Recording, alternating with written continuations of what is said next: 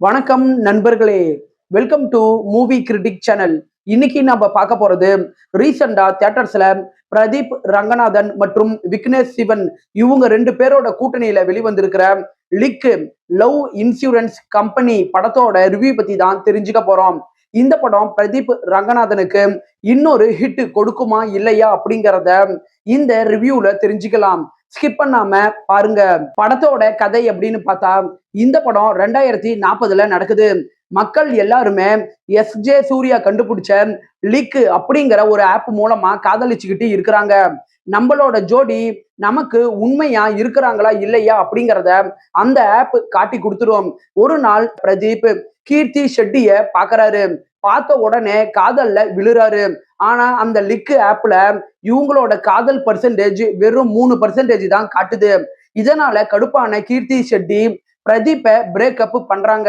தன்னுடைய காதல் 3% கிடையாது 100% அப்படிங்கிறதையும் அந்த லிக் ஆப் போலியானது அப்படிங்கிறதையும் ஹீரோ எப்படி நிரூபிக்கிறாரு அப்படிங்கிறது தான் படத்தோட மீதி கதையே.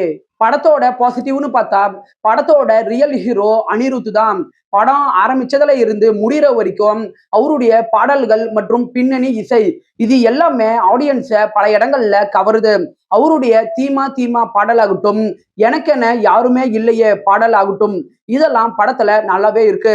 2040 சென்னை எப்படி இருக்கும், அதே நேரத்துல போன் இல்லாத ஒரு உலகம் எப்படி இருக்கும் அப்படிங்கிற ஒரு கற்பனை உலகத்துக்குள்ள படத்தோட இயக்குனர் விக்னேஷ் சிவன் விஷுவல்ஸ் மூலமா நம்மள நல்லாவே கொண்டுட்டு போறாரு.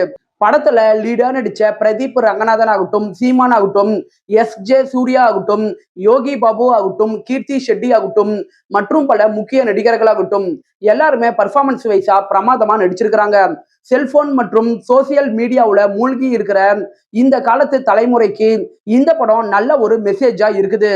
படத்தோட குறைகள் அப்படின்னு பார்த்தா படத்தோட கதைக்களம் புதுவிதமா இருந்தாலும் திரைக்கதை அந்த அளவுக்கு வலுவா இல்ல.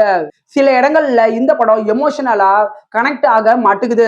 லவ் ஸ்டோரி அப்படின்னாலே அந்த காதல் காட்சிகள் ஆடியன்ஸ் மனசை தொடணும்.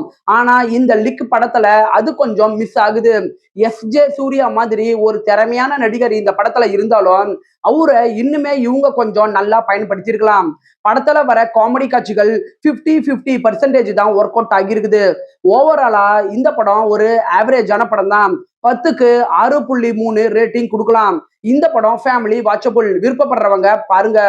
என்னுடைய ரிவ்யூ உங்களுக்கு பிடிச்சதுன்னா மறக்காம லைக் பண்ணி சப்ஸ்கிரைப் பண்ணுங்க. உங்களுக்கு வேற ஏதாவது படத்தோட ரிவ்யூ வேணும்னா அந்த படத்தோட பேரை கமெண்ட்ல பதிவிடுங்க.